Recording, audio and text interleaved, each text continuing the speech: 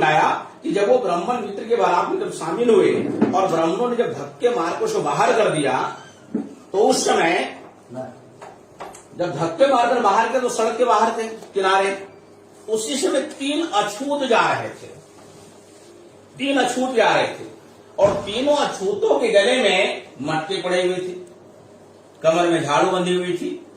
जब ऐसा उन्होंने देखा तो फूले साहब ने उन लोगों को बुलाया। बुलाने के बाद कहता है, ये तो तुम गले में मटका लगा कर रखे हो, क्या तुझे शर्म नहीं आ रहा है? पीछे कमर में झाड़ू है, क्या इससे शर्म लज्जा कुछ भी नहीं, कुछ भी परेशानी नहीं आ रहा है क्या? तो कह रहे शर्म क्या होता है, लज्जा क्या होता है? तो कुछ भी नहीं लग रहा है, क्योंकि बेचारे गले में मटके टंगे हुए, कमर में झाड़ू बंधे, उछलते कूदते हंसते कूदते जा रहे थे। तो फूले साहब ने सोचा कि ब्राह्मण ने हमें धक्के मारकर बाहर किया तो मुझे इतना शर्म लग रहा है, इतनी ग्लानि हो रहा है, इतना हमें दुख पहुंचा है, इतना तकलीफ पहुंचा है, और हमसे भी ज्यादा बेइज्जती ये लोग झेल रहे हैं कि जो गले में मटके बांधे हुए हैं, कमर में झाड़ू बांधा हुआ, इसको लाज शर्म क्यों नहीं आ रहा है, इसको दुख तकलीफ परेशानी क्यों नहीं आ रहा है? तो इस मुद्दे पर जब उन्होंने चिंतन मंथन किया तो क्या पाते हैं, यह बात पाते हैं मंथन करने के बाद कि फूले साहब जो रिजल्ट निकालते हैं कि हमें दुख और तकलीफ इसलिए हुआ, हमें लज्जा शर्म इसलिए लग रहा है क्योंकि हम 7वीं पास हैं, और ये जो अनपढ़ गवार है जिसके गले में मटके टंगे हुए हैं, ये अनपढ़ है, ये गवार है, इसके पास कुछ सोच नहीं, कुछ समझ नहीं, क्योंकि कुछ पढ़ा लिखा नहीं है। अगर इन लोगों को यदि हम पढ़ाने की व्यवस्था करें, इन लोगों के लिए अगर हम एजुकेशन की व्यवस्था करें, तो जिस तरह से शर्म हमको लग रहा है, दुख हमको लग रहा है, लज्जा हमको लग रहा है, तकलीफ हमको लग रहा है, तो कल की तारीख में ऐसा ही फीलिंग इसको भी होगा। जब ऐसा ही फीलिंग जब इसको भी होगा तो जिस मकसद को हम काम करना चाहते हैं, वो मकसद पे ये लोग भी हमारे साथ सहयोग में मैदान में कूद जाएंगे। इस बात को ध्यान में रखकर फूले साहब ने एजुकेशन की शुरुआत की। फिर उनको लगा कि केवल पुरुषों के एजुकेशन से काम चलने वाला नहीं है, केवल पुरुष ही अगर पढ़ ले तो केवल काम चलने वाला नहीं है, इस देश के अंदर महिलाओं को भी एजुकेशन चाहिए। तो अपनी पत्नी सावित्री बाई फूले को उन्होंने पढ़ा लिखा कर तैयार किया और उसके माध्यम से महिलाओं लड़कियों के लिए स्कूल खुलवाने का काम किया। कहने का मतलब मकसद टारगेट था, मकसद टारगेट था, उसके लिए पत्नी को पढ़ाया, और जब उसकी पत्नी पढ़ाने के लिए जब जाती थी तो समाज के लिए, समाज के अंदर इतनी बड़ा आश्चर्य कि महिला पढ़ाने की जा रही है, एक तो लड़कियों को एजुकेशन नहीं मिलना है और उल्टा जो है ये स्कूल खोल करके पढ़ाना शुरू कर दिए। तो जो लोग थे, जो इस सिस्टम के जो विरोधी लोग थे, विरोधी मानसिकता वाले लोग थे, वो सावित्री बाई फुले पर रास्ते में कीचड़ फेंकते थे, गोबर फेंक देते थे, कभी ईटा पत्थर फेंक देते थे, मतलब उनको ऐसा प्रताड़ित करने का प्रयास करते थे ताकि ये स्कूल जाना ये बंद कर दे। फिर भी सावित्री बाई फुले ने हिम्मत नहीं हारी, फिर भी हिम्मत नहीं हारी। जैसे अभी आप लोग एक उदाहरण सुने होंगे, तत्काल में वर्तमान में एक पाकिस्तान की थी मलाला यूसुफजई। तो अफगानिस्तानियों ने क्या किया, वहां पे पाबंदी था लड़कियों के लिए, लड़कियों का स्कूल थे मगर पाबंदी था कि लड़कियां स्कूल में नहीं पढ़ना चाहिए, उसको एजुकेशन नहीं होनी चाहिए। मगर मलाला इतना विरोध होने के बावजूद भी मलाला पढ़ने जाती थी। फिर उन्हीं लोगों ने क्या किया, मलाला को गोली मारी, इलाज हुआ अमेरिका में, नोबेल पुरस्कार मिला उस मलाला को। वर्तमान समय में एजुकेशन का जो मुद्दा उसने उठाया, जो तालिबानी लोगों के खिलाफ, जो तालिबानी लोग नहीं चाहते थे कि लड़कियां पढ़ाई करें, मगर उसकी आवाज मलाला यूसुफजई ने उठाई। कितनी उम्र की, 16-17 साल की लड़की, 16-17 साल की लड़की कि भाई लोगों को, लड़कियों को पढ़ने का अधिकार मिलना चाहिए, इसके लिए वो गोली भी खाई। अभी वो जीवित है, नोबेल पुरस्कार मिला उसको, विदेश में लोगों ने इलाज किया।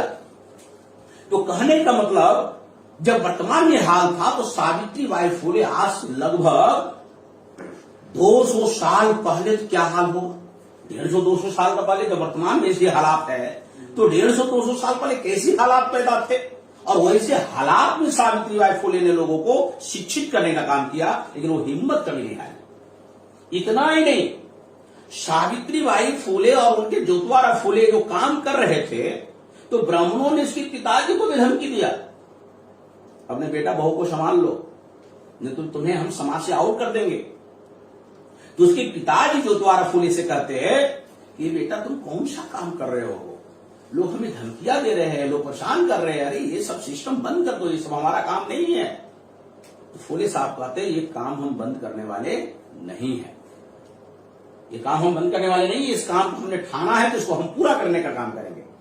तो उसके पिताजी कहते हैं अगर तुम बंद नहीं करोगे तो घर छोड़ना पड़ेगा। कहा हमें मंजूर है, हम घर छोड़ देंगे। कहा तुझे माँ बाप को छोड़ना होगा, कहा ये भी मुझे मंजूर है, मगर जिस काम को हमने शुरुआत किया है उस काम को हम बंद करने वाले नहीं हैं। अंततः क्या रिजल्ट आया, फूले साहब सावित्रीबाई फूले ने अपने माँ बाप का ये घर छोड़ दिया, अपना घर छोड़ दिया और दूसरी जगह स्कूल चलाना शुरू किया। उसने फातिमा शेख के घर से स्कूल शुरू किया। फातिमा शेख जो है फिर इसके कंधे से कंधे मिलाकर काम की। तो इस तरीके से राष्ट्रपिता ज्योतिबा फूले ने आंदोलन की शुरुआत की। और बाबा साहब अम्बेडकर जो आंदोलन की शुरुआत करते, इसके बैकग्राउंड में राष्ट्रपिता ज्योतिबा फूले है।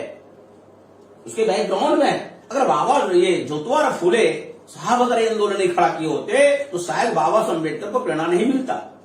और चूंकि बाबा साहब अम्बेडकर ने अपने जीवन में 3 लोगों को गुरु बनाते हैं, 3 लोगों को गुरु बनाते हैं। महामानव गौतम बुद्ध को सामाजिक गुरु, उन्होंने गौतम बुद्ध को सामाजिक गुरु बनाते हैं। कबीर साहब को धार्मिक गुरु, क्योंकि इनके पूरे परिवार कबीरपंथी थे। और राष्ट्रपिता फूले साहब को बाबा साहब अम्बेडकर ने अपना राजनीतिक गुरु बनाया। उसमें राजनीतिक मामला था, लड़ने झगड़ने का, अंग्रेजों से कुछ अधिकार हासिल करने का मामला था। और वो अधिकार हासिल भी किए गए। एजुकेशन के नाम पे फूले साहब ने अधिकार भी हासिल किए। जैसे बंगाल के अंदर भी अधिकार हासिल किए, जो उनको वहां पे हरिचंद गुरुचंद ठाकुर के जो लोग मूवमेंट उनके बच्चे बढ़ा रहे थे आगे, गुरुचंद ठाकुर, तो उस समय भी उन्होंने अधिकार हासिल किया बंगाल में।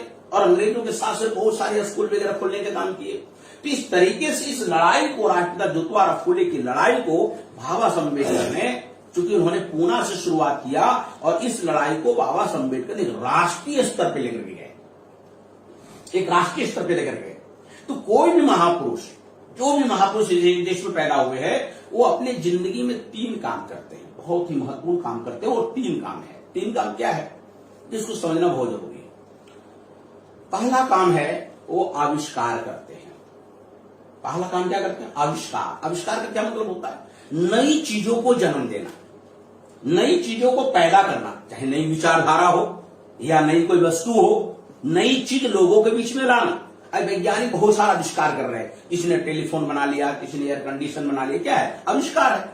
फ्रिज बनाया, क्या है? आविष्कार है। तो हमारे पुरखों ने, महापुरुषों ने विचारधारा का, विचारों का आविष्कार किया।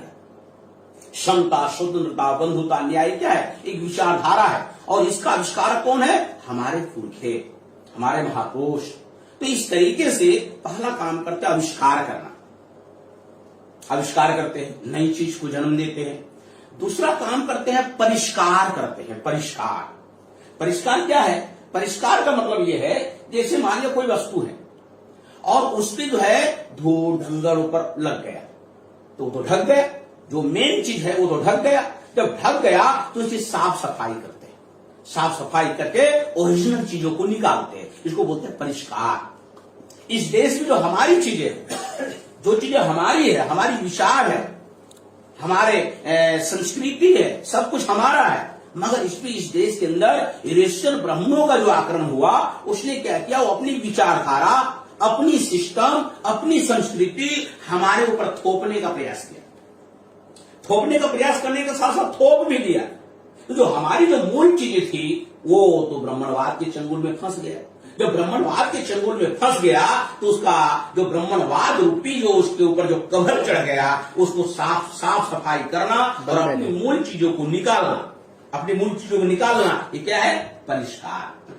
जैसे एक उदाहरण के लिए आपको समझाऊं जो क्लियर हो जाएगा। बटन बंद कर। जैसे मान लिया जाए, बस जैसे अभी वो लोग प्रचार करते हैं कि दीपावली क्यों मनाते हैं, तो ब्राह्मणों के लोग प्रचार क्या करते हैं, या ब्राह्मणी सिस्टम के द्वारा प्रचार क्या किया जाता है कि राम जो है रावण को मार करके आए, अयोध्या लौटे तो दीपावली मनाएंगे। ठीक, ऐसा वो प्रचार करते हैं। जबकि मूल चीजें क्या है? जबकि मूल चीजें ये है कि जब महामानव गौतम बुद्ध को जब ज्ञान प्राप्त हुआ, क्या कर रहे? जब महामानव गौतम बुद्ध को ज्ञान प्राप्त हुआ, कहां ज्ञान प्राप्त हुआ? गया में। गया में पीपल वृक्ष के नीचे उनको ज्ञान मिला। और ज्ञान प्राप्त होने के बाद जब वो पहली बार कपिलवस्तु आते हैं, कपिलवस्तु अर्थात जहां को रहने वाले थे, जो वर्तमान का उत्तर प्रदेश में जगह है सिद्धार्थ नगर, वो प्राचीन समय का कपिलवस्तु है। तो जब ज्ञान प्राप्त कर जब कपिलवस्तु लौटते हैं तो उसके पिताजी, चूंकि राजा थे, राजा शुद्धोधन, इतने समय के बाद उसका बेटा वापस आ रहा है, और उस दिन अमावस्या था, तो खुशी में पूरे शहर में एक पूरी लाइट लगाया, दीप जलाए गए, खुशियां मनाई गई। तो इस तरीके से उसको दीपावली, दीपदानोत्सव का नाम दिया, वो है दीपावली। ये जो बुद्ध जो घर लौटते हैं, ये मूल चीजें हैं। मगर इसके ऊपर राम ने रावण को मार के दीपावली मनाई, ऊपर से ढक दिया। अब हम लोगों को क्या करना चाहिए? राम वाला दीपावली मनाना चाहिए, बुद्ध वाला मनाना चाहिए। अगर हम बुद्ध वाला मनाते हैं तो इसका मतलब हम परिष्कार है, जो सही चीजें हम उन चीजें निकाल रहे हैं। आने वाले समय में ऐसा भी होगा। क्या होगा? 6 दिसंबर को बाबा साहब अम्बेडकर का हम लोग परिनिर्वाण दिन मनाते हैं। 6 दिसंबर, ये हमारा मूल्य हो गया। भाई परिनिर्वाण दिन मनाते हैं, हमारे लोग मनाते हैं, जो अम्बेडकरवादी देश में है वो लोग मनाते हैं। और 6 दिसंबर को ही आरएसएस वालों ने, बीजेपी वालों ने, बजरंग दल वालों ने क्या किया? 6 दिसंबर के दिन बाबरी मस्जिद को गिराया। तो बाबरी मस्जिद को गिराया, 6 दिसंबर को गिराया। तो 6 दिसंबर को लोग आरएसएस वाले क्या करते हैं? शौर्य दिवस मनाते हैं। हम लोग बाबा साहब अम्बेडकर का परिनिर्वाण दिन मनाते हैं, तो आरएसएस बीजेपी वाले लोग 6 दिसंबर को शौर्य दिवस मनाते हैं। तो हमारी 6 दिसंबर को वो अपना ढकने का प्रयास कर रहा है। आने वाला समय में इस तरह के जो मूवमेंट है, अगर ये मूवमेंट बंद हो जाएगा तो आज से 2 साल, 400 साल, 500 साल के बाद क्या होगा? 6 दिसंबर गायब हो जाएगा, बाबा साहब अम्बेडकर का पुण्यतिथि गायब हो जाएगा, और फिर क्या सामने आ जाएगा? शौर्य दिवस आ जाएगा। आज के दिन बाबरी मस्जिद गिराया गया, ये चीजें आ जाएगी सामने, मूल चीजें गायब हो जाएगा। मगर ये अम्बेडकरवादियों के द्वारा ये जो सारा मूवमेंट चलाया जा रहा है, ये आने वाला समय ये इसी गायब होने वाला नहीं है। मूल चीजों को ही निकालना, लोगों के बीच में रखना, परोसना, प्रस्तुत करना, ये क्या है? परिष्कार करना। तो आविष्कार, परिष्कार, और तीसरा है बहिष्कार। बहिष्कार क्या है? बहिष्कार का मतलब जहां हमारी कुछ भी नहीं है, सारा चीज उसका ही है, सारा चीज उसका ही थोपा हुआ है। जब सारा चीज उसका ही थोपा हुआ है तो हम पूरे दरकिनार करना है, पूरे हम उस सिस्टम को हम आउट करना चाहते हैं, सारा हम गायब करना चाहते हैं, जिसमें हमारा लेस मात्र एक बिंदु भी नहीं है, एक शब्द भी नहीं है। तो उसको हमें ढोने की कोई जरूरत नहीं है, उसका बहिष्कार करना चाहिए। तो इस तरीके से हमारे पुरखों ने, महापुरुषों ने आविष्कार किया, परिष्कार किया और बहिष्कार किया। अगर इन 3 काम किए और हम लोग उनके अनुयायी है, तो हम इन तीनों कामों पर हम लोग को अमल करने का प्रयास करना चाहिए। तो साथ ही इसी मूवमेंट को जो बाबा साहब अम्बेडकर जो आगे बढ़ाने का काम करते हैं, वो भी एक लॉजिकली तौर पे आगे बढ़ाने का काम करते हैं, एक तार्किक तौर पे आगे बढ़ाने का काम करते हैं। मकसद उनका क्या होता है? मकसद उनका ये होता है कि हमारे समाज के अंदर जन जागृति चेतना आनी चाहिए। इसके लिए अलग तरीके भी अपनाते हैं, प्रैक्टिकल भी करते हैं। क्या प्रैक्टिकल करते हैं? जैसे उदाहरण के लिए संत रविदास जी जब मध्यकालीन भारत में आंदोलन शुरू किए थे, तो उन्होंने प्रैक्टिकल किया, साथ ही प्रैक्टिकल करते थे। तो प्रैक्टिकल उन्होंने कहा, क्या कहा? मन चंगा तो कठौती में गंगा। संत रविदास जी कहते हैं मन चंगा तो कठौती में गंगा। तो मन चंगा तो कठौती में गंगा, क्या मतलब है? हमारे जो अछूत समाज के जो लोग हैं, वो अछूत समाज के लोग माघ की पूर्णिमा में या अलग अलग जो पूर्णिमा आते हर महीने का, उन पूर्णिमा में लोग गंगा स्नान करने को जाते हैं, गंगा स्नान करने जाते थे। तो ये ब्राह्मण ठाकुर लोग रास्ते में उसकी पिटाई किया करते थे, गंगा स्नान करने देते नहीं थे। जब उसकी पिटाई होती थी वो मार खाते खाते आते थे। तो ये कहते थे, संत बदारी कहा करते थे, अपने लोगों को बचाने के लिए, मार खाने से बचाने के लिए, कि यदि ये लोग गंगा स्नान करने जाते हैं, गंगा स्नान करने भी नहीं मिलता और मार खाकर वापस लौटता है, अगर गंगा स्नान करने को मिल जाता और मार खा लेता तो थोड़ी बात तो बनता, चलो गंगा स्नान तो किया, मार खाया, अब मार भी खा रहा है, गंगा स्नान करने भी नहीं मिल रहा है, तो क्या किया उसने? कहा मन चंगा तो कठौती में गंगा, अपने लोगों को बचाने के लिए। अरे मन शुद्ध है, मन यदि पवित्र है तो घर की पानी को ही गंगा मान लो, घर में जो कठौती है उसकी पानी को गंगा मान लो, ताकि लोग उधर जाना बंद कर दे, उधर जाना बंद कर दे, घर की पानी को ही गंगा मान ले। तो ये एक तरह से प्रैक्टिकल लोगों को समझाना शुरू किया। कबीर साहब भी ऐसा कहा करते थे। कबीर साहब कहते हैं एक बात, बहुत ही प्रैक्टिकल बात कहते हैं कि एक अजूबा ऐसा देखा, एक अजूबा ऐसा देखा मुर्दा रोटी खाए, एक अजूबा ऐसा देखा मुर्दा रोटी खाए और समझाने से समझत नहीं, मार लगे चिल्लाए।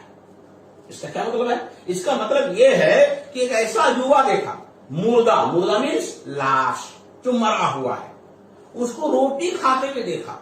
तो भाई बड़ा अजीब वाला बात है कि जो मुर्दा आदमी रोटी खा रहा है, जो शव है वो रोटी खा रहा है, तो बड़ा अजीब वाला बात है। तो कहता है एक मुर्दा को रोटी खाते हुए देखा, रोटी खा रहा है, जब समझाता हूं उसको तो समझ में नहीं आता है, मगर जब इसको मार लगता है तब जाकर ये चिल्लाता है, मार लगता तब चिल्लाता है। ऐसा उस समय था और वही चीज आज भी है, आज भी है। आज भी हम लोग पढ़े लिखे इंटेलेक्चुअल पढ़े लिखे लोगों को जब हम लोग समझाते हैं, समझाने के बाद वो क्या कहता है, अरे आप जो बोल रहे हो ऐसा होने वाला नहीं है, मैंने उसको समझ में नहीं आता, खा रहा है, बढ़िया बढ़िया चीज खा रहा है, सब कुछ खा रहा है और उसको समझाते तो समझ में नहीं आता है, लेकिन जब उसको मार लगता है, जब उसको प्रैक्टिकल जब उसके साथ होता है, जब उसका रिजर्वेशन खत्म होता है, रिजर्वेशन में प्रमोशन खत्म होता है, प्राइवेटकरण होता है, उसके ऊपर अत्याचार होते हैं, ऑफिशियल अत्याचार होते हैं, तो जब ये सब प्रैक्टिकल जब डंडा लगता है तब वो लोग सोचता है हाँ आप लोग सही कह रहे थे, क्योंकि मार लगा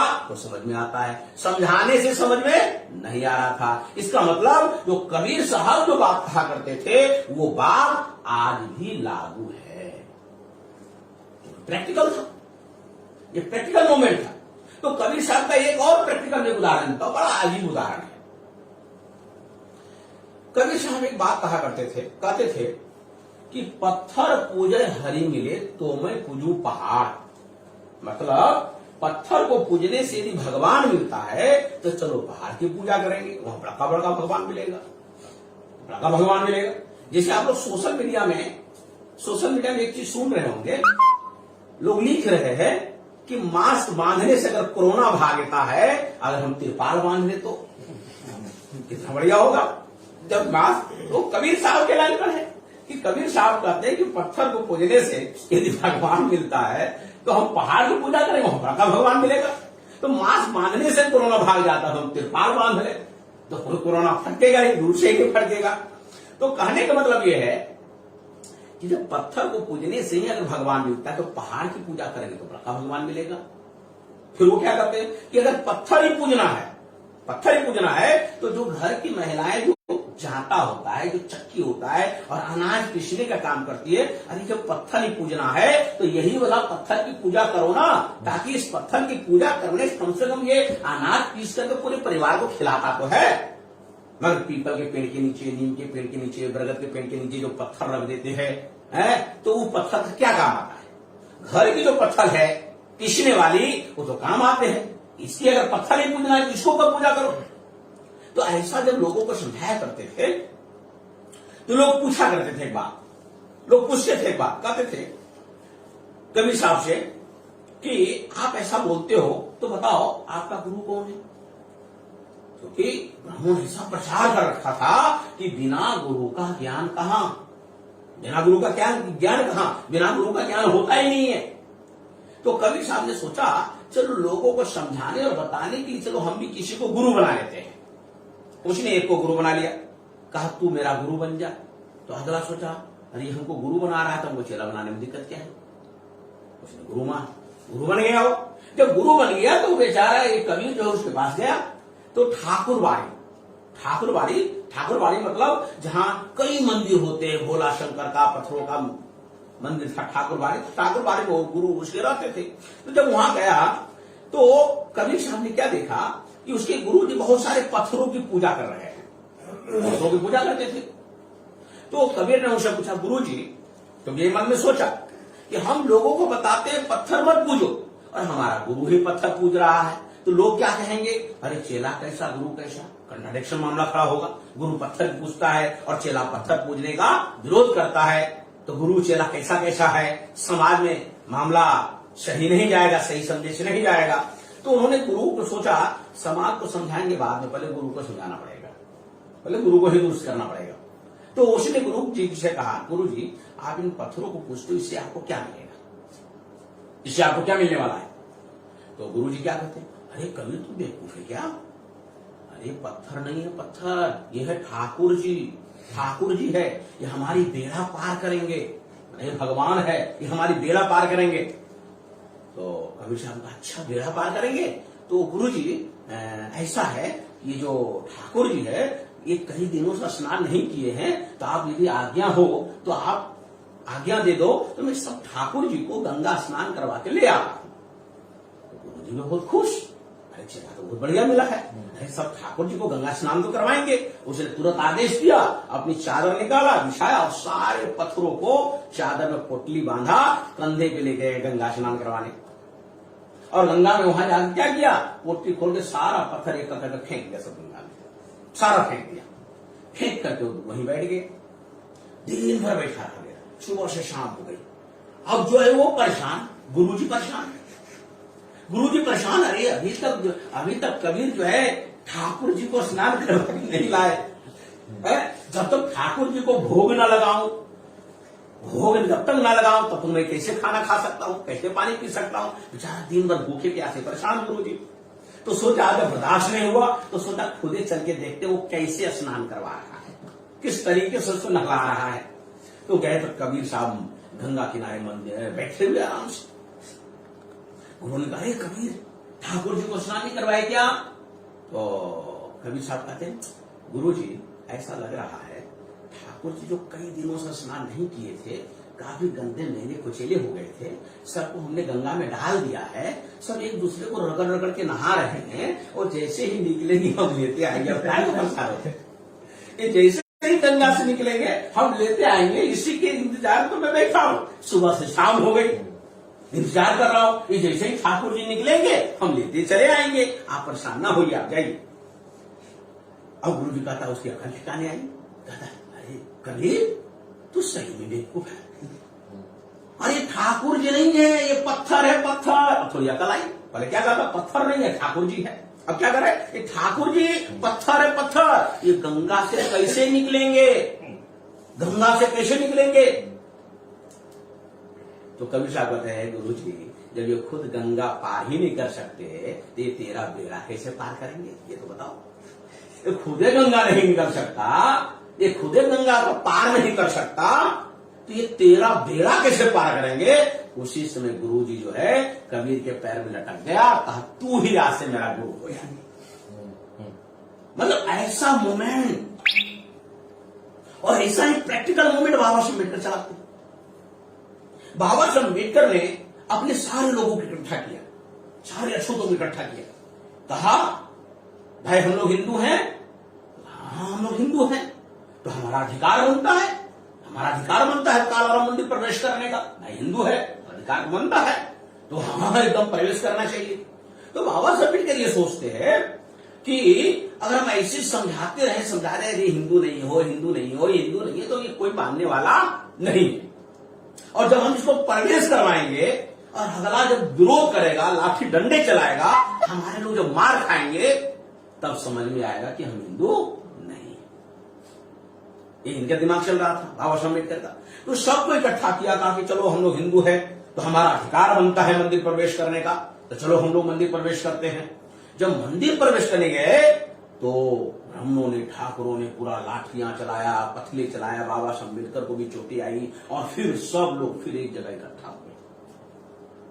जब एक जगह इकट्ठा होते हैं फिर बाबा साहब अम्बेडकर कहते हैं, यदि हम लोग हिंदू होते तो मंदिर प्रवेश करने जरूर मिलता, मंदिर प्रवेश करने नहीं मिला, उसके बदले डंडे मिले, उसके बदले पत्थर मिले, इसका मतलब हम लोग हिंदू नहीं है। सब लोगों ने स्वीकार किया, तुरंत स्वीकार कर लिया। अगर मार नहीं खाते तो स्वीकार कोई नहीं करता, ऐसे समझा तो स्वीकार नहीं करता।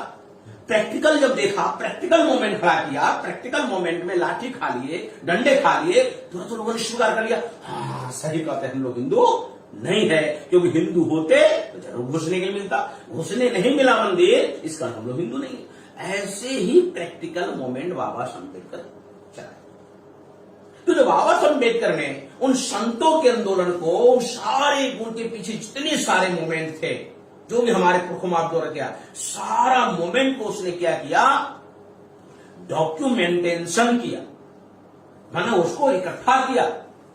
ऐसा कोई डॉक्यूमेंट इकट्ठा नहीं था, बाबा साहब अम्बेडकर सारा डॉक्यूमेंट इकट्ठा किया और फिर सोचा कि उन सारे लोगों का जो मूवमेंट था, आंदोलन था, वो क्षेत्रीय मूवमेंट था। कोई महाराष्ट्र वाले महाराष्ट्र में चला रहे थे, तो बिहार वाले बिहार में चला रहे थे, बंगाल वाले बंगाल में चला रहे थे, पंजाब वाले पंजाब में चला रहे थे, तो छत्तीसगढ़ वाले छत्तीसगढ़ में चला रहे थे, साउथ इंडिया का अलग चल रहा था। सबका मूवमेंट सेपरेट था और उन सारे संतों महापुरुषों का आंदोलन का एक दूसरे के साथ कोई संपर्क, कोई तालमेल नहीं था। इसी वजह से वो जो मूवमेंट था वो एक क्षेत्रीय मूवमेंट था। उस क्षेत्रीय मूवमेंट को बाबा साहब अम्बेडकर ने क्या किया, एक राष्ट्रीय मूवमेंट में तब्दील कर दिया। वो क्षेत्रीय मूवमेंट को एक दूसरे से कनेक्ट किया, क्योंकि बाबा साहब अम्बेडकर जो मूवमेंट शुरू करते हैं उस मूवमेंट को क्षेत्रीय नहीं रखते, उस मूवमेंट को राष्ट्रीय स्तर पर खड़ा कर देते हैं। और राष्ट्रीय स्तर पर बाबा साहब अम्बेडकर इस मूवमेंट को खड़ा कर दिया और खड़ा करने के लिए उसने पूरे देश को 5 सेंटर बनाए, 5 सेंटर बनाकर आंदोलन को खड़ा किया। एक सेंटर बनाया जालंधर को, जो पंजाब में है। दूसरा सेंटर बनाया आगरा, जो यहां है उत्तर प्रदेश में। तीसरा सेंटर बनाया नागपुर, जो महाराष्ट्र में है। चौथा सेंटर बनाया हावड़ा, जो बंगाल में है। और 5वां सेंटर बनाया हैदराबाद, साउथ इंडिया। ये 5 सेंटर बनाकर बाबा साहब अम्बेडकर ने इस मूवमेंट को, इस आंदोलन को एक राष्ट्रीय स्तर के मूवमेंट में तब्दील कर दिया, एक राष्ट्रव्यापी मूवमेंट में तब्दील कर दिया। और उस राष्ट्रव्यापी मूवमेंट का में जो तब्दील किया, उसके पीछे भी एक बैकग्राउंड है, उसके पीछे भी एक बैकग्राउंड है कि बाबा साहब अम्बेडकर ने आखिर क्यों राष्ट्रव्यापी मूवमेंट में तब्दील किया। उसके पीछे जो बैकग्राउंड है, एक पहला बैकग्राउंड तो ये है कि एक क्षेत्रीय आंदोलन था, और क्षेत्रीय आंदोलन ना चलाकर राष्ट्रीय आंदोलन में तब्दील होनी चाहिए। और दूसरा मामला क्या था कि बाबा साहब अम्बेडकर ने अंग्रेजों से लड़ झगड़ करके 17 अगस्त 1932 को 4 कम्युनल अवार्ड प्राप्त करते हैं। जैसे आज की तारीख में लोग कहते हैं ना कि बाबा साहब अम्बेडकर के दलितों के नेता बाबा साहब अम्बेडकर को केवल बांधने का प्रयास किया गया, कम्युनिस्ट द्वारा ये दलितों के नेता, दलितों नहीं था। बाबा साहब अम्बेडकर ने सब लोगों का अधिकार बहाल करने का प्रयास किया। जो एडल्ट फ्रेंचाइज, एडल्ट मतलब व्यस्क मताधिकार, ये व्यस्क मताधिकार के लिए बाबा साहब अम्बेडकर ने लंदन में संघर्ष किया, गोलमेज सम्मेलन में संघर्ष किया। और व्यस्क मताधिकार ऐसा मताधिकार है जैसे आज की तारीख में जिसका उम्र 18 साल हो गया उसको वोट देने का अधिकार है, वो चाहे वो किसी भी जाति का हो, किसी भी धर्म का हो, ये अधिकार तो सबको मिला। क्योंकि गांधी जी और उसकी कंपनी के लोग डिमांड कर रहे थे कि वोट देने का अधिकार उन्हीं लोगों को होना चाहिए। कौन से लोगों का? वोट देने का अधिकार उनको होना चाहिए जो पढ़ा लिखा है और जो इनकम टैक्स पे करते हैं। बाबा साहब अम्बेडकर भी वही थे। गांधी जी ने इसी डिमांड रखी कि वोट देने का अधिकार उन्हीं का होना चाहिए जो इनकम टैक्स पे करते हैं और पढ़ा लिखा है। तो बाबा साहब अम्बेडकर ने सोचा कि अरे ये पढ़ा लिखा समाज तो ये लोगों के पास, इनकम टैक्स भी यही लोग पे करते हैं क्योंकि इनकम इसके पास है तो इनकम टैक्स देते हैं। हमारे समाज के पास तो कुछ है ही नहीं, एक तो अनपढ़ गवार है, पढ़ा लिखा नहीं है, और दूसरा संपत्ति में नहीं जो इनकम टैक्स पे करेंगे। मगर एक चीज हमारे लोगों के पास है, एक चीज है, क्या है? ये पैदा होता है, पैदा तो लेता है, हमारे लोग पैदा लेते हैं और इसकी कुछ भी नहीं बढ़ती, न एजुकेशन बढ़ता है, न संपत्ति बढ़ता है, कुछ भी नहीं बढ़ता। केवल क्या बढ़ता है? उम्र बढ़ता है, उम्र बढ़ता है, उम्र बढ़ता है। इसलिए एडल्ट फ्रेंचाइज वयस्क मताधिकार किस आधार पर होनी चाहिए? उम्र के आधार पर होनी चाहिए। तब ये जो एडल्ट फ्रेंचाइज आया, ये 18 साल को वोट देने का अधिकार होना चाहिए। और ये क्या है? ये सभी पे लागू है। तो बाबा साहब अम्बेडकर ने तो लड़ाई संघर्ष सभी लोगों के लिए किया। तो जो 17 अगस्त 1932 को जो कम्युनल अवार्ड प्राप्त करते हैं, उस कम्युनल अवार्ड के खिलाफ हमारे लोगों को अधिकार वो नहीं मिलनी चाहिए, इसके लिए गांधी जी आमरण अनशन करते हैं, आमरण अनशन करते हैं। और उस आमरण अनशन में क्या होता है? इतना प्रेशराइज किया जाता है बाबा साहब अम्बेडकर के ऊपर, इतना ज्यादा प्रेशराइज किया जाता है कि बाबा साहब अम्बेडकर खून का घूंट पीकर 24 सितंबर 1932 को समझौता करते, उस समझौते को कहा गया पूना पैक्ट। और उस समझौते में 4 अधिकारों में से जो महत्वपूर्ण अधिकार जो दूसरे नंबर का था, सेपरेट इलेक्टेड, अलग निर्वाचन क्षेत्र, ये जो अधिकार था, ये गांधी जी ने खा गया। तो 24 सितंबर 1932 को पूना पैक्ट हुआ और 25 सितंबर 1932 को बाबा साहब अम्बेडकर स्पीच देते हैं। ये जो पूना पैक्ट है, ये पूना पैक्ट गांधी और कांग्रेस के द्वारा जबरदस्ती से हमारे लोगों पर थोपा हुआ समझौता है। मतलब और क्या बोल रहे? विरोध में बोल रहे कि पूना पैक्ट जबरदस्ती से थोपा हुआ समझौता है। इसलिए बाबा साहब अम्बेडकर की कोई सहमति नहीं थी पूना पैक्ट में, एक मजबूरन एक खून का घूंट पीकर उनको सिग्नेचर करना पड़ा। तो जो महत्वपूर्ण अधिकार था वो खत्म हो गया। तो बाबा साहब अम्बेडकर ने दूसरी प्लान ये रणनीति बनाते हैं कि इस मूवमेंट को हमें राष्ट्रीय स्तर के मूवमेंट में तब्दील करना पड़ेगा और दूसरा कोई रास्ता हमारे पास नहीं है। तो 24 सितंबर 1932 को पूना पैक्ट हुआ और 24 सितंबर 1932 से उन्होंने फिर शुरुआत कर दी राष्ट्रीय स्तर का मूवमेंट खड़ा करने के लिए। तब जाकर 1942 में राष्ट्रीय स्तर का मूवमेंट उन्होंने खड़ा कर दिया। 10 साल में राष्ट्रीय स्तर का संघ खड़ा कर दिया, 10 साल में। और जब राष्ट्रीय स्तर का आंदोलन खड़ा कर दिए, मूवमेंट खड़ा कर दिए, संगठन खड़ा कर दिए, तो 19, 20, 21 जुलाई 1942 में नागपुर में 3 दिन का अधिवेशन लगाते हैं। शेड्यूल कास्ट फेडरेशन का जन्म वही होता है 20 जुलाई 1942। 3 दिन का अधिवेशन। और जब 3 दिन का अधिवेशन जब लगता है, तो उसी समय अंग्रेज सरकार के द्वारा एक लेटर बाबा साहब अम्बेडकर को मिलता है कि आपको लेबर मिनिस्टर बनाया जाता है, आपको हम मंत्री बनाना चाहते हैं। और बाबा साहब अम्बेडकर को लेबर मिनिस्टर बनाया गया। लेबर मिनिस्टर बनाने के बाद उन्होंने लेबरों के लिए सारा वर्क शुरू किया, लेबरों के लिए सारे कानून बनाए। बहुत सारे बांध देख रहे हैं, भाखड़ा बांध, रेहंद बांध। आप अगर झारखंड चले जाएं तो कोलेरियो का जो सिस्टम है, वहां डैम, मैथन डैम बना हुआ है। ऐसे कई बांध को बना करके उसने सिंचाई की व्यवस्था, बिजली उत्पादन करने की व्यवस्था, इस सारी व्यवस्था जो है बाबा साहब अम्बेडकर के उसी पीरियड में, जब अंग्रेजों के द्वारा लेबर मिनिस्टर बनाए जाते हैं, तब ही शुरुआत हुआ। मगर उनकी जिंदगी का एक सबसे एक अहम मामला था, जो चाह रहे थे कि महिलाओं का एक सेपरेट अधिकार होनी चाहिए। ये उनके अंदर एक चल रहा था, अपने लोगों का अधिकार होनी चाहिए। जो इस देश के अंदर जो वंचित समाज है, पिछड़ा समाज, उसको अधिकार तो सेपरेट मिलना ही चाहिए। मगर इसके अलावे इस देश के अंदर महिलाओं की स्थिति इतना दयनीय है, उन लोगों को भी अधिकार मिलना चाहिए। ये बाबा साहब अम्बेडकर के अंदर ये दर्द था और इसके लिए वो प्रयास कर रहे थे।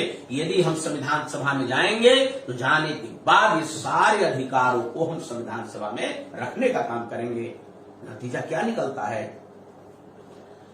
जुलाई 1946 संविधान सभा का चुनाव हुआ और उस संविधान सभा के चुनाव में गांधी एंड कांग्रेस के द्वारा प्रचार किया गया कि डॉक्टर अंबेडकर के लिए संविधान सभा के दरवाजे तो क्या खिड़कियां भी बंद रखनी चाहिए। बाबा साहब अम्बेडकर संविधान सभा में इसलिए जाना चाहते थे, वो अपने लोगों को अधिकार दिलवाना चाहते थे, और गांधी कांग्रेस के लोग जान रहे थे कि ये व्यक्ति अगर संविधान सभा में अगर चले गए तो ये हमारा सुनने वाले नहीं है, क्योंकि इसकी योग्यता हम लोगों से अधिक योग्यता रखने वाला व्यक्ति है। यहां तक 1946 में एक मामला और आया था।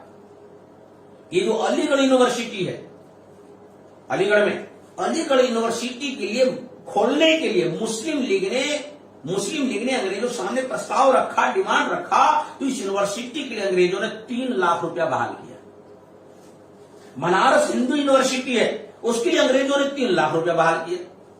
बाबा साहब अम्बेडकर ने प्रस्ताव रखा, तो मुसलमानों को एजुकेशन में 3 लाख दे रहे हो, हिंदुओं के एजुकेशन 3 लाख रुपया दे रहे हो, हम लोगों के लिए क्या दे रहे हो? इस देश की जो अछूत समाज है, ना हिंदू है ना मुसलमान है, न ये इसको हिंदू रखना चाहता ना मुसलमान रखना चाहता है। हमारे लिए क्या व्यवस्था कर रहे हो? हमारे लिए भी 3 लाख प्रावधान होनी चाहिए। तो अंग्रेजों ने कहा, मिस्टर अम्बेडकर आप 3 लाख का करोगे क्या? पहले खाका तो बना कर ला, आपकी क्या योजना प्लान है, 3 लाख का करोगे क्या? बाबा साहब अम्बेडकर ने खाका बना कर दिया। हम अपने लोगों को फॉरेन एजुकेशन दिलवाना चाहते हैं, विदेशी शिक्षा। अब देखिए यहां थोड़ी चेंज हो गई। क्या चेंज हो गई? राष्ट्रपिता ज्योतिराव फुले ने प्राइमरी शिक्षा की शुरुआत की। बाबा साहब अम्बेडकर फॉरेन एजुकेशन की बात कर रहे हैं, क्योंकि समय, परिस्थितियां, काल चेंज हो गया। क्योंकि फुले साहब के समय में सारा समाज ही अनपढ़ गवार था, तो वहां प्राइमरी एजुकेशन की बात होती थी, शुरुआत हुई। और बाबा साहब अम्बेडकर के पीरियड में राजनीतिक माहौल चेंज हो गया। अब प्राइमरी एजुकेशन से काम चलने वाला नहीं था, क्योंकि बहुत सारे प्राइमरी एजुकेशन लोग ले चुके थे। अब बाबा साहब अम्बेडकर के सामने मकसद था कि मैं जो फॉरेन एजुकेशन लेकर के आया, तो मैं ये काम कर रहा हूं, हमारे जैसे लोग फॉरेन एजुकेशन लेकर के आ जाएंगे, फिर क्या होगा? हमारे जैसे बहुत सारे लीडर पैदा हो जाएंगे। ये उनकी मंशा थी अंदर में। तो उन्होंने प्रस्ताव रखा कि हम अपने लोगों को फॉरेन एजुकेशन दिलवाना चाहते हैं।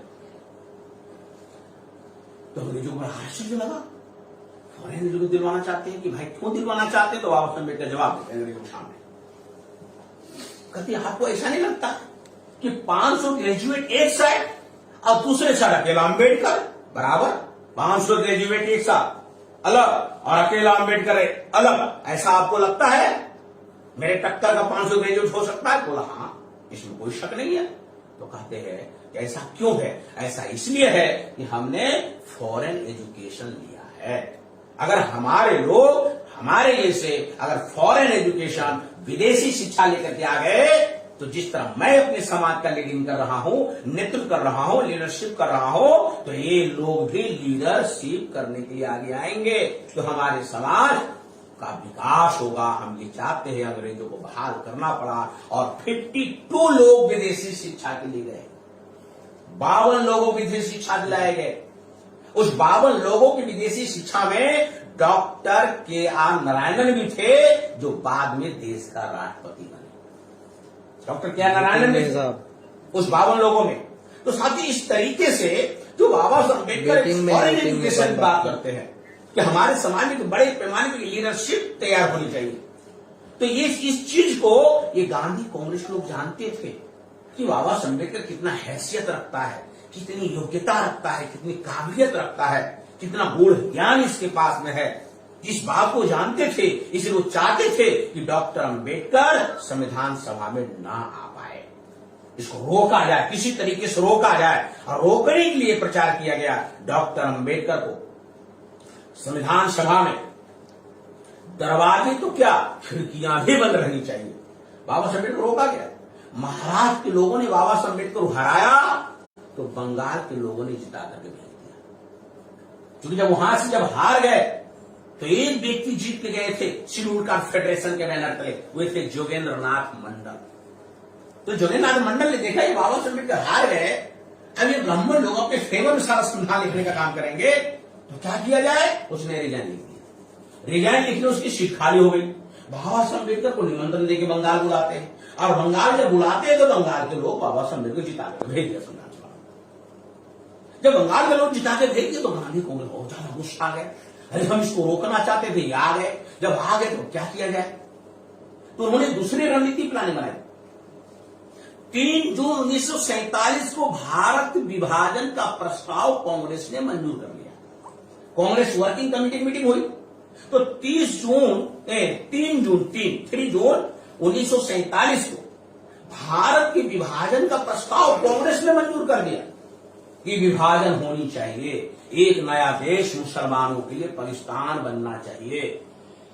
उसके बाद से क्या हुआ, बंगाल के अंदर ब्राह्मणों के द्वारा, उस ब्राह्मणों ने हिंदू महासभा का, जैसे श्यामा प्रसाद मुखर्जी हिंदू महासभा का, कम्युनिस्ट पार्टी के लोग ज्योतिनाथ बसु, रतन लाल, ये सारे लोग और कांग्रेस के लोग, इन तीनों ने मिल करके बंगाल के अंदर एक अभियान चलाया। क्या अभियान चलाया? क्या अभियान चलाया?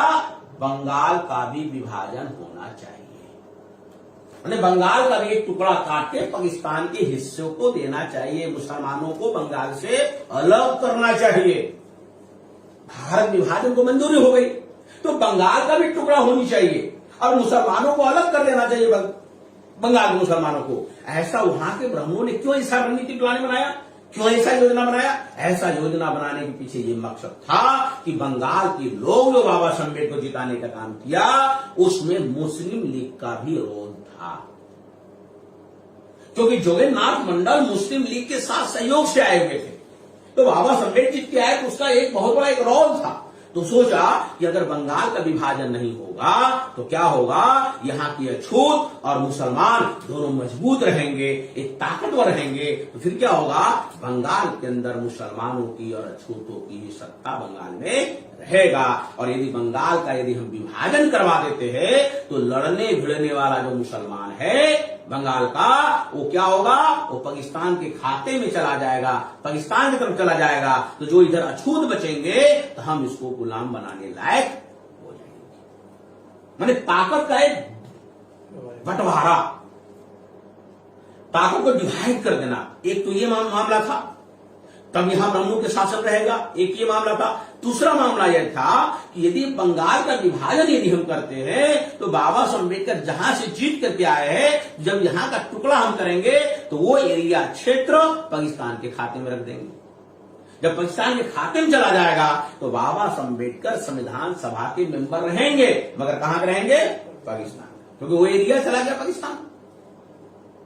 इसके लिए हिंदू महासभा ने, कांग्रेस ने, कम्युनिस्टों ने, इन लोगों ने 76 सम्मेलन किया बंगाल के अंदर, लोगों को मोटिवेशन करने के लिए कि विभाजन होनी चाहिए, विभाजन होनी चाहिए बंगाल का।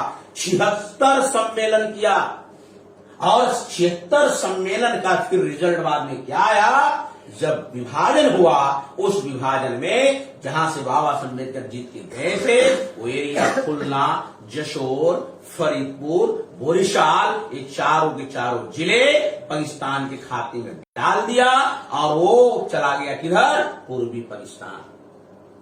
बंगाल का टुकड़ा हुआ हो गया पूर्वी पाकिस्तान, पंजाब का टुकड़ा हो गया पश्चिमी पाकिस्तान। तो ये एक पाकिस्तान नाम का देश बना और वो मगर 2 टुकड़े में बना, एक बंगाल का टुकड़ा, एक पंजाब का टुकड़ा। ये 2 टुकड़ों में एक पाकिस्तान नाम का देश बनता है। और ये दोनों टुकड़ों की आपस की दूरी, अगर दूरी देखा जाए, बंगाल के पास में बांग्लादेश, वही बांग्लादेश पहले का क्या है, पूर्वी पाकिस्तान है। वर्तमान का जो पाकिस्तान देख रहे पंजाब से काट के बनाया गया, तो ये वर्तमान का पाकिस्तान और ये बांग्लादेश जो वर्तमान का है, दोनों की दूरी देखा जाए तो 4000 से 5000 किलोमीटर है। अब एक देश बन रहा है, 2 टुकड़े में बन रहा है, तो आप समझ जाइए 2 टुकड़ों में देश बन रहा है तो दोनों टुकड़े मिला के एक देश चलेगा कैसे, क्योंकि दूरी ही 4000 से 5000 किलोमीटर है। जब एक स्टेट जो है, एक स्टेट नॉर्थ और साउथ सही से नहीं चल पाता, एक स्टेट के अंदर जैसे उत्तर प्रदेश है, पहाड़ी इलाका क्षेत्र उत्तराखंड इतना पास है, तब लोगों ने डिमांड किया हमारा राज्य अलग कर दो, नहीं चला रहा है, लखनऊ से हमें सुविधा नहीं मिल पा रही है। बिहार की राजधानी पटना हुआ करता है और पटना से झारखंड अलग हुआ। कहा कि झारखंड वाले सोचते थे ये बिहार वाले जो उत्तर बिहार वाले लोग हैं सारे, वो हमारा सारा हिस्सा खा जाता, हमारा अलग राज्य दे दो। जब इतनी दूरी में संभल नहीं रहा है, जब 4-5 हजार किलोमीटर दूर है, तो एक देश कैसे संभलेगा? कितनी सारी षड्यंत्र किया गया उस षड्यंत्र का मेन वजह यह था कि बाबा साहब अम्बेडकर का एरिया पाकिस्तान में चला जाए और बंगाल पर किसका शासन आया? कांग्रेस का शासन, फिर कम्युनिस्टों का शासन। 36 साल कम्युनिस्टों ने शासन किया और ममता बनर्जी 10 साल शासन किया। मतलब ब्राह्मणों के शासन रहा, कोई तीसरी पार्टी चौथी पार्टी नहीं आ पाई। कांग्रेस, कम्युनिस्ट, ममता बनर्जी, बस। अभी चौथी आएगी तो भी बीजेपी आने की संभावना है, मतलब ब्राह्मणों का ही आएगा। तो कहने का मतलब जो है कि यदि बंगाल का विभाजन नहीं होता तो मुस्लिम और अछूत लोग ही मिलकर वहां सरकार चलाते। तो साथ ही इस तरीके से बाबा साहब अम्बेडकर जब एरिया उधर चला गया तो बाबा साहब अम्बेडकर जी सड़क पे आ गए, मगर उन्होंने एक ऐलान किया। वो ऐलान का जो बैकग्राउंड था, वो बैकग्राउंड क्या था? राष्ट्रव्यापी संगठन था, देशव्यापी संगठन उन्होंने फैलाए थे। तो उन्होंने बयान दिया कि हम तो रहेंगे भारत में, मगर इस देश का जो भी संविधान लिखा जाएगा और उस संविधान में जब तक हमारे लोगों को अधिकार नहीं होंगे, सेफगार्ड नहीं होंगे, तब तक हम किसी भी संविधान को मान्य करने वाले नहीं हैं।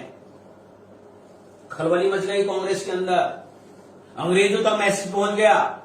अंग्रेजों ने सोचा कि ये कांग्रेस का और बाबा साहब अम्बेडकर का झगड़ा शुरू हो गया है। उन्होंने मैसेज किया, जब तक आपका झगड़ा शांत नहीं होता तब तक हम सत्ता का ट्रांसफर करके जाने वाले नहीं है। समस्या खड़ी हो गई कांग्रेस के लिए। तो इसी बीच बैरिस्टर जयकर का नेहरू के साथ झगड़ा हो गया। गुस्से में बैरिस्टर जयकर ने रिजाइन लिख दिया संविधान सभा से। तो बैरिस्टर जयकर का सीट खाली हो गई पूना से, और उस पूना की सीट से बाबा साहब अम्बेडकर पुनः खड़े हुए और जीत करके आए। कांग्रेस ने क्या किया? बाबा साहब अम्बेडकर के विरोध में कोई कैंडिडेट नहीं उतारा। क्यों? चलो जीत करके आने देते हैं, जीत करके जब आ जाएंगे संविधान सभा में तो अंग्रेज हमको सत्ता दे देंगे। तो डॉक्टर अम्बेडकर को हमको क्या देना है नहीं देना है फिर हम अपना सर्व लेंगे, हम समझ लेंगे। पहले तो अंग्रेजों से हमें सत्ता लेने की जरूरत है। तो बाबा साहब अम्बेडकर पूना के सीट से संविधान सभा में आए और 29 अगस्त 1947 को बाबा साहब अम्बेडकर को संविधान लिखने की जिम्मेवारी अर्थात ड्राफ्टिंग कमेटी का चेयरमैन उनको बनाया जाता है। अब वो संविधान सभा में आ गए और ड्राफ्टिंग कमेटी का चेयरमैन बन गए। तो बाबा साहब अम्बेडकर ने जो वर्क किया, जो काम किया, और काम में आज की तारीख में जनरल तौर पर बहुत ज्यादा प्रचार है। और प्रचार क्या है? जो रिजर्वेशन का मामला है। आज आरएसएस वाले, बीजेपी वाले प्रचार करते हैं, विरोधी लोग प्रचार करते हैं। उस विरोधियों की बातें सुनकर टेलीविजन के माध्यम से, अखबारों के माध्यम से हमारे लोग भी प्रचार करते हैं। क्या प्रचार करते हैं? ये जो रिजर्वेशन है ये बैसाखी है, कब तक लोगे रिजर्वेशन, ऐसा प्रचार करते हैं। दूसरा प्रचार क्या किया जाता है? अरे रिजर्वेशन तो 10 साल के लिए था, 10 साल के लिए था, 70 साल से लोग रिजर्वेशन ले रहे हैं, कब तक लेंगे, ऐसा प्रचार करते हैं। मतलब लोगों को एक तरह से कंफ्यूज में डालते, कंफ्यूजन पैदा किया जा रहा है समाज के अंदर। तो मगर संवैधानिक रिजर्वेशन जो है, जो समझना बहुत जरूरी है साथियों, ये जो रिजर्वेशन है, रिजर्वेशन ये वास्तव में है रिप्रेजेंटेशन, प्रचारित है रिजर्वेशन, हकीकत में वास्तविकता में है रिप्रेजेंटेशन अर्थात प्रतिनिधित्व। ये प्रतिनिधित्व है, रिजर्वेशन नहीं है, ये रिप्रेजेंटेशन है, प्रतिनिधित्व का मामला है। तो जो रिप्रेजेंटेशन है ये 4 प्रकार का है, 4 प्रकार रिप्रेजेंटेशन है। जो रिजर्वेशन है 4 प्रकार का है। क्या है? एजुकेशन का रिजर्वेशन है, शिक्षा का रिजर्वेशन, जैसे निःशुल्क पढ़ाई करने का मामला है, फ्री में सब कुछ मिलता है, ठीक है ना। तो ये एजुकेशन है, एजुकेशन का, शिक्षा का रिजर्वेशन पाला है। दूसरा है नौकरी का रिजर्वेशन है, नौकरी का।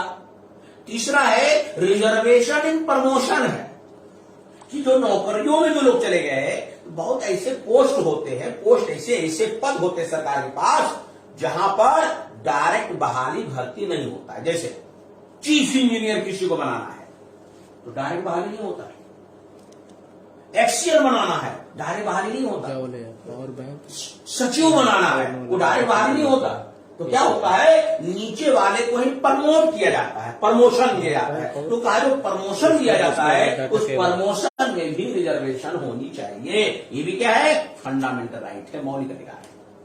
ये तीन प्रकार रिजर्वेशन हो गया, एजुकेशन का, नौकरी का रिजर्वेशन और रिजर्वेशन इन प्रमोशन, और चौथा है पॉलिटिकल रिजर्वेशन, राजनीतिक रिजर्वेशन।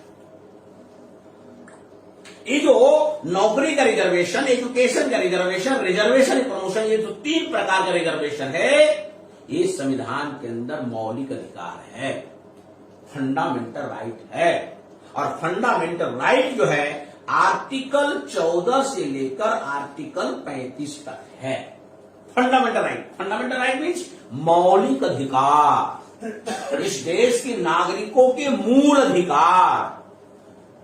आर्टिकल 14 से आर्टिकल 35 तक है, मगर आर्टिकल 14 के पहले आर्टिकल 13 में एक महत्वपूर्ण बात लिखी हुई है। आर्टिकल 13 का दूसरा पॉइंट में एक महत्वपूर्ण बात लिखी हुई है। क्या लिखा हुआ है? लिखा हुआ है कि नागरिकों के मौलिक अधिकार के खिलाफ, नागरिकों के मौलिक अधिकार के खिलाफ कोई भी सरकार, चाहे केंद्र की सरकार हो या राज्य की सरकार हो, वो कानून पारित नहीं कर सकता। नागरिकों के फंडामेंटल राइट, मौलिक अधिकार के खिलाफ कोई भी सरकार कानून पारित नहीं कर सकता। और अधिकार कब से है? आर्टिकल 14 से। मगर उसकी सुरक्षा आर्टिकल 13 में, पहले सुरक्षा दिया गया फिर अधिकार दिया गया। पहले सुरक्षा है फिर अधिकार है। तो 35 तक फंडामेंटल राइट है। और ये जो पॉलिटिकल रिजर्वेशन है, राजनीतिक रिजर्वेशन है, राजनीतिक रिजर्वेशन का मतलब ये जो रिजर्व सीटें है, रिजर्व सीट, जैसे भी पंचायत चुनाव है, पंचायत चुनाव में भी रिजर्व सीटें दिया हुआ है। महिलाओं के लिए भी अलग रिजर्व सीट है, तो शेड्यूल कास्ट का रिजर्व सीट है, ओबीसी का रिजर्व सीट है पंचायत चुनाव में। मगर एमपी एमएलए का जो सीट होता है विधानसभा का, पार्लियामेंट का, वहां एससी एसटी का रिजर्व सीट है। तो इस तरीके से जो रिजर्व सीटें है, इस रिजर्व सीटों पर क्या है मामला, ये राजनीतिक रिजर्वेशन 10 साल के लिए रखा गया था। तो बाबा साहब अम्बेडकर जानते थे कि राजनीतिक रिजर्वेशन से दलाल चमचे भड़वे पैदा होंगे। ये बाबा साहब अम्बेडकर को पता था। इसलिए पूना पैक्ट के विरोध में वो भाषण भी करते हैं 25 तारीख को, 25 सितंबर को। उन्होंने, हमने पहले बताया कि 25 सितंबर को बाबा साहब अम्बेडकर कहते हैं ये जो पूना पैक्ट है ये जबरदस्ती से हमारे लोगों पर थोपा हुआ, गांधी और कांग्रेस के द्वारा थोपा हुआ समझौता है। इसका मतलब पूना पैक्ट के खिलाफ थे। उनको पता था ये पूना पैक्ट जो हुआ है, जो समझौता हुआ है, इससे हमारे समाज में दलाल चमचे भड़वे पैदा होंगे। और गांधी जी ने कहा इसको हम 10 साल रखते हैं। बाबा साहब अम्बेडकर कहते हैं चलो ठीक है, अगर 10 साल रखते हैं तो 10 साल के बाद इसकी समीक्षा होनी चाहिए कि इसका क्या प्रभाव पड़ा समाज पर, इसका क्या रिजल्ट आ रहा है, इसको बढ़ाना चाहिए या खत्म कर देना चाहिए। 10 साल के बाद समीक्षा के बाद करेंगे। मगर ये लोग, सरकार एक कांग्रेस की चलती रही, अभी बीजेपी चल रही है। इन लोगों ने प्लान क्या बनाया कि राजनीतिक रिजर्वेशन दलाल चंद्र पैदा होते हैं, इसकी समीक्षा करने की जरूरत नहीं है।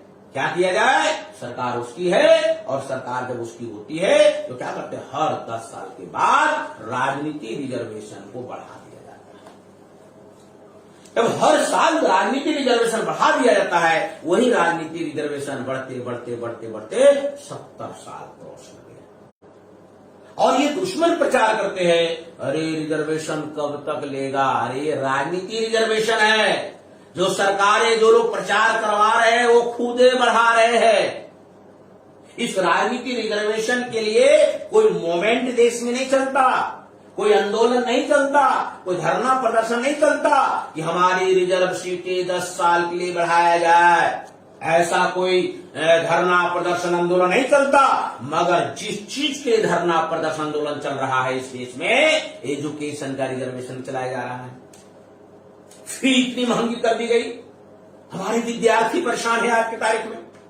कोरोना के नाम पर सारा और एजुकेशन चौपट कर दिया गया। जहां एजुकेशन का मामला है, उसके अधिकार का मामला है, उसके लिए धरना प्रदर्शन हो रहे हैं। छात्र लोग सड़कों उतरे तो उसकी पिटाई हो रही है। तो एजुकेशन जो रिजर्वेशन है इसके लिए हमारी लड़ाई लड़ रहे हैं, इसको खत्म कर रहा है। नौकरियों के लिए लड़ाई लड़ रहे हैं, उसको खत्म कर रहा है। सारा प्राइवेट करना, नौकरियां सारी खत्म हो रही है। रिजर्वेशन प्रमोशन खत्म किया गया, रिजर्वेशन प्रमोशन लड़ाई हमारे लोग लड़ रहे। जो चीज इस देश के संविधान के अंदर मौलिक अधिकार है, उस मौलिक अधिकार के लिए हमारे लोग संघर्ष कर रहे हैं, वो दे नहीं रहा है, दे नहीं रहा है। उसके लिए लोग लड़ाई लड़ रहे हैं, आंदोलन कर रहे हैं, धरना कर रहे हैं, प्रदर्शन कर रहे हैं। जो हमारा फंडामेंटल राइट है, फंडामेंटल राइट के लिए हम आंदोलन कर रहे हैं, वो नहीं मिल रहा है। और जो हमारा फंडामेंटल राइट नहीं है और उसके लिए कोई भी धरना प्रदर्शन आंदोलन नहीं होता, और उस रिजर्वेशन को सरकार क्या कर रही है, 10 साल के लिए बढ़ा रही है और उसका प्रचार कर रहा है लोग, रिजर्वेशन कब लेगा, मगर ये नहीं बोल रहा है कौन सा रिजर्वेशन।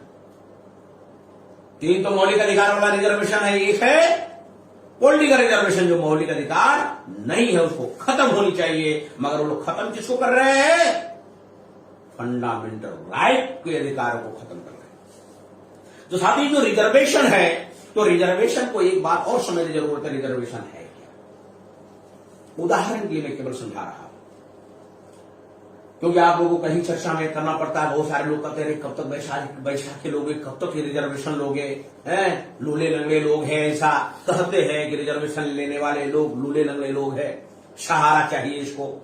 तो साथ ही रिजर्वेशन है क्या। उदाहरण के लिए जब संविधान सभा में रिजर्वेशन पर बहस चल रहा था, तो बाबा साहब अम्बेडकर की जो विरोधी लोग थे, ब्राह्मण पक्ष वाले लोग, कांग्रेस वाले, डॉक्टर अम्बेडकर से पूछा, मिस्टर अम्बेडकर आप समानता की बात करते हो, समानता की बात करते हो, समानता की बात करते हो, तो एक खास वर्ग विशेष को आप रिजर्वेशन दे रहे हो, तो हमारे लोगों के लिए क्यों नहीं दे रहे। भाई आप समानता की बात करो ना, आपके नजरों में सभी समान है, आपके नजरों में सभी समान है, तो समान जब है तो सबको देना चाहिए। किसी को दे रहे हो, किसी को नहीं दे रहे हो, ये कैसे संभव है। आप कहां समानता का प्रश्न हो। तो बाबा साहब ये बात करते, बड़ा ही लॉजिक वाली बात, एक लॉजिकली बात करते हैं। वो लॉजिकली बात ये कहते हैं, मैं समानता के पक्ष में नहीं हूं, मैं समानता के पक्ष में नहीं हूं, मैं समानता प्रस्थापित करने के पक्षधर में हूं। देखिए 2 शब्द है, एक समानता का पक्षधर होना अलग बात है, दूसरा समानता प्रस्थापित करने का पक्षधर होना अलग बात है। एक समानता का पक्षधर और दूसरा समानता प्रस्थापित करने का पक्षधर। ये थोड़ा हिंदी का हार्ड शब्द है। अब इसको मैं एक उदाहरण से समझाता हूं आपको। जैसे आप सभी लोग यहां बैठे हुए हैं, मैं ये काम करता हूं, काम में करता हूं, क्या जितने लोग बैठे हुए सबको मैं 2-2 हजार रुपये सबको देता हूं, सबको देता हूं 2-2 हजार रुपये। सबको मिलेगा जब 2-2 हजार रुपये, जब सबको 2-2 हजार रुपये मिलेंगे तो आप क्या कहेंगे कि मेरे नजरों में सभी समान है, सभी बराबर है, क्योंकि सबको हमने 2-2 हजार रुपया दिया, किसी को कम नहीं दिया, किसी को ज्यादा नहीं दिया। इसको बोलते हैं समानता का पक्षधर, कि मेरे नजर में सभी बराबर है, सभी समान है, सबको हमने 2-2 हजार दिया। एक है समानता पक्षधर। और मैं दूसरा काम करता हूं, मैं एक तरफ से सबका पॉकेट चेक करता हूं, सबका। जिसके पॉकेट में 2000 होगा उसको 1 रुपया भी नहीं दिया जाएगा, और जिसके पॉकेट में 1000 होगा वहां 1000 दिया जाएगा, और जिसके पॉकेट में 500 होंगे वहां 1500 दिए जाएंगे, और जिसका एकदम खाली होगा उसको ही 2000 दिया जाएगा। तब क्या होगा, सभी 2000 वाले हो जाएंगे, सब 2000 वाले हो गए। इसका मतलब इसको बोलते समानता प्रस्थापित हुआ, सब 2000 वाले हो गए, कोई कम नहीं है, कोई ज्यादा नहीं है, और सबको 2-2 हजार बांध दिया जाए। तो पता चले पहले से इसके पॉकेट में 500 रुपया हो तो 2500 इनके पास आ जाएगा। पता चले किसी के पास पहले से 2000 रुपया पॉकेट में पड़ा हो तो उसको 2000 तो फिर 4000, तो फिर समानता कहां होगा, फिर तो ऊंच नीच तो हो भी करेगा। इसका मतलब जो हजारों साल से मालामाल है उसको नहीं दिया जाएगा, जो हजारों साल से कंगाल है उसको दिया जाएगा, तब ना बराबरता होगा, तब बराबरता होगा। अब इसे एक कमरा है, ये कमरा है, इसमें एक लड़के को बंद कर दिया, 10 साल के लड़के को, इस 10 साल के लड़के को इस कमरे में बंद कर दिया जाए, और खिड़की से उसको खाना पानी केवल दिया जाए, कमरे से बाहर ना निकाला जाए। तो लड़का ज्यादा देर क्या करेगा, कमरे भर टहलेगा, घूमेगा, सोएगा, बैठेगा बस। और एक उसी की उम्र का लड़का को बाहर रखा जाए, बाहर खेलेगा, कूदेगा, कबड्डी खेलेगा, क्रिकेट खेलेगा, कुछ भी खेलता रहेगा, उछल कूद करता रहेगा। और 10 साल के बाद इस कमरे से लड़के को निकाला जाए बाहर, और बाहर वाला जो लड़का है दोनों लड़कों को एक जगह खड़ा कर दिया जाए और कहा जाए सीटी बजा रहा हो, दोनों थोड़ा दौड़ लगाओ, कौन फर्स्ट जाता है, कौन कंपटीशन जाता है, किसके पास मेरिट है हम देखते हैं। अब जो 10 बाय 10 के कमरे में बेचारा रहा, 10 साल से रहा, उसके सारे शरीर पैर तो सारे जाम हो गए, दौड़ना कूदना सारा बंद है, सहारा बंद है, बाहर वाला दौड़ कूद रहा है, दोनों का उम्र वही है मगर वो बाहर है, एक कमरे के अंदर है। जब दोनों को निकाला जाएगा, दोनों को कहा जाएगा थोड़ा दौड़ो, तो ऑटोमेटिक जो बाहर है वही फर्स्ट आएगा। इसका क्या मतलब है, इसका मतलब ये है कि जो कमरे के अंदर है इसको थोड़ा स्पेशल छूट दिया जाए। स्पेशल छूट देने का क्या मतलब है, हम अगर मान लिया इसको खड़ा करते यहां पर, जो कमरे के अंदर लड़का है, और जो बाहर लड़का है इसको पीछे खड़ा करते, अब बताओ, अब दौड़ लगाओ और कौन फर्स्ट आता है, तब होगा। तो ये जो स्पेशल छूट जो है, स्पेशल अधिकार है, यह स्पेशल अधिकार ही रिजर्वेशन है। तो इस समाज को हजारों साल से वंचित करके रखा गया। तो बाबा साहब अम्बेडकर ने जो लॉजिक देने का काम किया कि मैं समानता के पक्ष में नहीं हूं, समानता प्रस्थापित करने के पक्ष में हूं। अब ये जो लॉजिक दिया इसका किसी के पास कोई जवाब नहीं था, इसीलिए रिजर्वेशन संविधान के अंदर फंडामेंटल राइट में आया। और जब हमारे लोग पढ़ लिख करके नौकरियों में अच्छी अच्छी पोस्टों पर सारा जब आना शुरू हो गए, तो उन लोगों ने, और जो कुछ जागरूक किस्म के लोग थे, बाबा साहब अम्बेडकर का 1952 में जयंती मनाई और बाबा साहब अम्बेडकर को बुलाते हैं 17 अगस्त 1952 को अपनी जयंती में बुलाते हैं। एक तो बाबा साहब अम्बेडकर जाने को तैयार ही नहीं थे, क्योंकि ये इस सब चीजों के पक्ष में थे ही नहीं, सबके मूल्य में थे ही नहीं कि हमारी जयंती मनाई जाए। फिर भी उनको एक संदेश देना था, इसलिए बाबा साहब अम्बेडकर जयंती में पहुंचते हैं और वहां जाके क्या कहते हैं, हमारा जयंती में मनाकर और मेरा जय जयकार करने के बजाय, अरे जो मेरा अधूरा काम है उसके पूरा करने के लिए जान की बाजी लगा दो। तो साथियों, वो अधूरा काम कौन सा है, वो अधूरा काम कौन सा है जो कहना चाहते थे साथियों? वो अधूरा काम क्या है, जो भारत के संविधान की प्रस्तावना में, प्रियम्बल ऑफ द कॉन्स्टिट्यूशन में बाबा साहब अम्बेडकर लिखे गए समता, स्वतंत्रता, बंधुता और न्याय पर आधारित समाज और राष्ट्र का निर्माण करना है। ऐसा राष्ट्र बनाना है, ऐसा देश बनाना है, ऐसा समाज बनाना है, कैसा, जहां समानता होनी चाहिए, क्षमता होनी चाहिए, समता मीन समानता, बराबरता होनी चाहिए, स्वतंत्रता, आजादी होनी चाहिए, क्षमता होनी चाहिए, स्वतंत्रता होनी चाहिए, बंधुता होनी चाहिए और न्याय पर आधारित समाज और राष्ट्र निर्माण होनी चाहिए। ये जो काम है, ये काम अधूरा है, इस काम को पूरा करने के लिए अपनी जान की बाजी लगा दो, ऐसा बाबा साहब अम्बेडकर उस अपनी जयंती में संदेश देते हैं। तो अब इस काम को आज की तारीख में कौन रहा है? क्योंकि पुरुषों में थोड़ी बहुत हल्का सा थोड़ी स्वतंत्रता दी गई, थोड़ी सी आजादी दी गई, अरे तुम कहीं भी घूमो टहलो वगैरह सब कुछ करो, मगर महिलाओं की तो और सबसे बड़ी गुलामी ला दी गई। उस महिलाओं की आजादी के लिए बाबा साहब अम्बेडकर हिंदू कोड बिल का प्रस्ताव रखे थे संविधान सभा, हिंदू कोड बिल। अब हिंदू कोड बिल है महिलाओं के लिए सेपरेट अधिकार, कहीं भी डिपार्टमेंट में सर्विस होता है, महिलाएं जाती है, सर्विस करती है, या प्राइवेट हो जो भी हो, तो क्या होता है, पुरुषों को ज्यादा वेतन देते, महिलाओं को कम वेतन देते। किसी भी डिपार्टमेंट में वेतन पुरुषों को ज्यादा मिलता है, महिलाओं को कम मिलता है, जबकि महिलाएं उससे ज्यादा काम करती है। क्यों, कैसे कम काम करती है? क्योंकि अपनी ड्यूटी में लगी रहती है, और जो जेंट्स होता है कभी उठ करके थोड़ा दुकान में चाय पीने चला गया, कभी पान खाने चला गया, कहीं बाहर में गप उड़ा रहे हैं, मगर महिलाएं तो ऑफिस से बाहर निकलती नहीं। जब उसका ड्यूटी खत्म होता है तभी निकलती है, तो काम वो ज्यादा करने में अगर वेतन कम देता है। मातृत्व अवकाश होता है, उसके लिए छुट्टियां का प्रावधान किया गया। महिलाओं को पुरुषों के सामने बराबरता खड़ी की गई। बाप और मां की जो सारी संपत्ति है, उस संपत्ति में उसकी बेटी को बराबर का हिस्सा दिया गया। ये सारा हिंदू कोड बिल के अंदर है।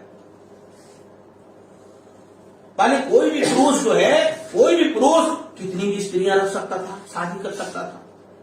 अब प्रावधान कर दिया गया, अगर दूसरी स्त्री लाना चाहते हो तो पहले से पहले तलाक करो। जब तक इससे तलाक नहीं होगा तब तो दूसरी को शादी आप कर नहीं सकते। महिलाएं भी अगर पति से खुश नहीं है तो महिलाओं को भी अधिकार दिया कि तुम भी तलाक के लिए अर्जी दे सकते हो।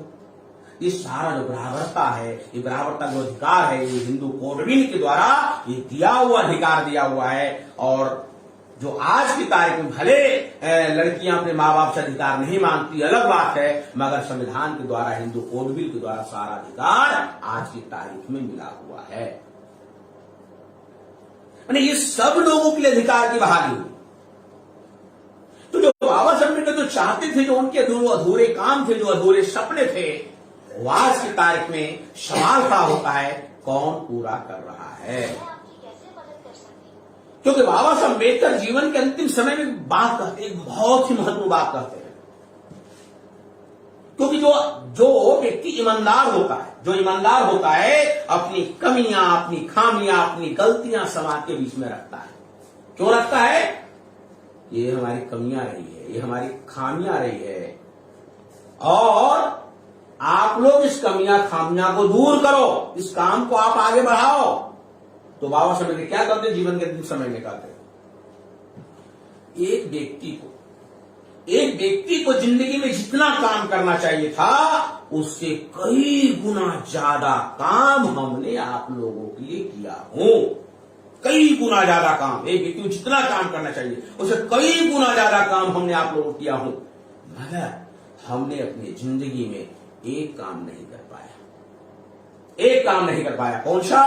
मैं अपना उत्तराधिकारी पैदा नहीं कर पाया, जो इस मिशन को, इस कार्य को कोई आगे लेकर के जाएगा।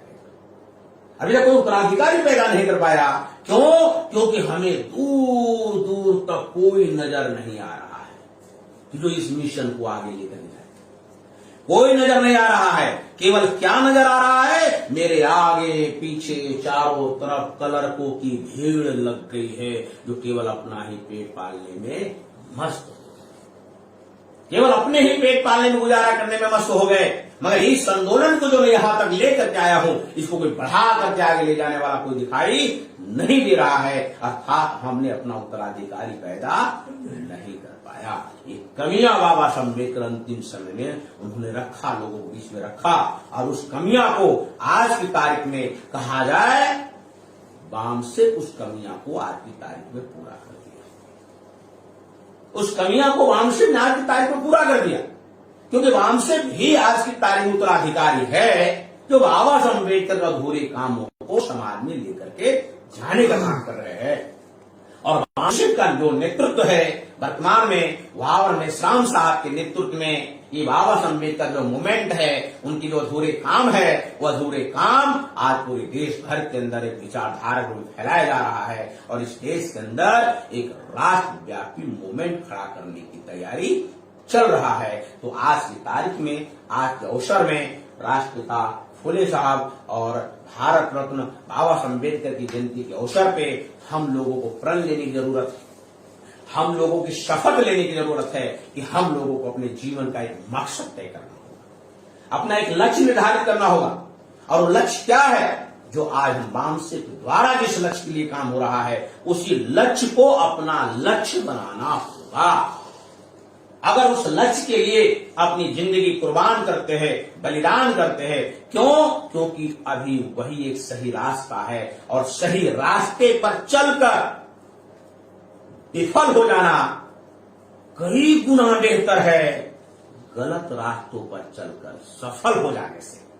अगर कोई गलत रास्ते पर चलकर सफल हो गया, उससे कई गुना बेहतर है हम सही रास्तों पर चलकर विफल हो जाएं।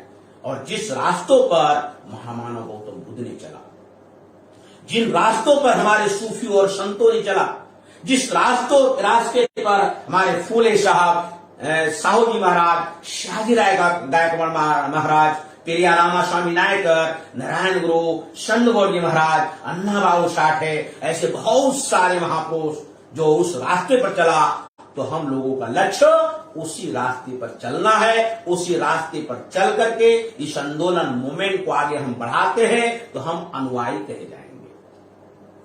तो आज के जयंती का मकसद जो संगठन के द्वारा हर जगह पूरे देश भर के अंदर 1,01,000 पॉइंट पे जयंती मनाने का जो कार्यक्रम रखा गया है, उस कार्यक्रम का जो सबसे बड़ा मकसद यही है कि लोग जयंतियां मनाते हैं। जयंतियां मनाते हैं, वो जयंतियां मना करके तमाशा करते हैं। तमाशा क्या करते हैं? वो जयंतियों के नाम पर पैसे इकट्ठे करते हैं, धूम धड़ाका करते हैं, जुलूसे निकालने का काम करते हैं, डीजे उजे लगाने का काम करते हैं, शराब भी पीते हैं, नाचते भी गाते भी है। जैसे लोगों को देखते हैं वैसे हमारे लोग करते हैं, मगर महापुरुषों का जो सही संदेश, सही विचारधारा है वो लोगों तक नहीं पहुंचता। उसको नाचने गाने में मजा आता है, फिर वो सोचता है जल्दी फिर 14 अप्रैल आ जाए, फिर नाचने गाने का मौका मिल जाए। ऐसा समाज कर रहा है। इसलिए इमाम साहब ने सोचा कि अब हम लोगों को ऐसा करने की जरूरत नहीं है। जो हमारे पुरखों का जो सही संदेश है, जो सही विचार है, वो लोगों तक जाना चाहिए। अगर लोगों तक जाएगा तो ये जो धूम धड़ाका वाला जो लोग कर रहे हैं, ये सारे काम ठप हो जाएंगे और एक सही काम समाज में आगे जाएगा। तो इस देश के अंदर मूल निवासियों के लिए एक बहुत बड़ा आंदोलन सफल होगा और जो पुरखों का जो अधूरा काम है, वो अधूरा काम भी इस देश के अंदर राष्ट्रव्यापी जन आंदोलन खड़ा करने से पूरा होगा। साथियों, इसके लिए आप लोग ऐसा करेंगे, एक लक्ष्य निर्धारित करके इस काम को आगे बढ़ाने का काम करेंगे।